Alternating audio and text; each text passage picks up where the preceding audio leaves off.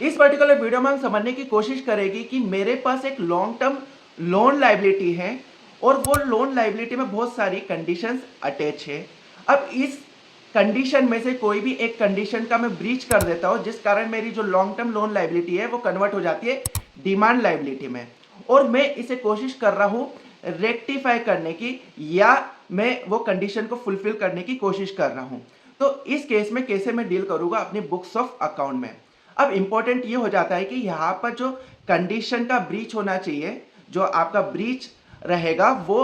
31 March that is हमारा balance sheet date के पहले होना चाहिए, और बैलेंस शीट डेट के दिन पर वो एग्जिस्टेंस में होना चाहिए। ये दो चीज होती है तो ही हम इसका क्लासिफिकेशन डील करेंगे इंडियस 1 के हिसाब से।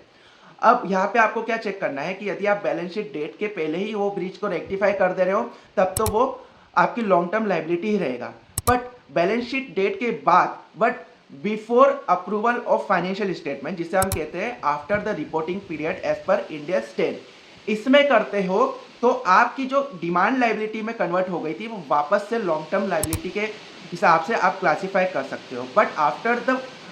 Date of approval of financial statement में यदि आप रेक्टिफाई करोगे तो वो आपकी current liability that is demand liability में ही रहेगी। अब यहाँ पे एक कार्व आउट है। कार्व आउट ये है कि आप यदि IAS 1 जो कि आपके इंटरनेशनल अकाउंटिंग स्टैंडर्ड के हिसाब से बुक्स को मेंटेन कर रहे हो, तो जो हम आफ्टर द रिपोर्टिंग पीरियड में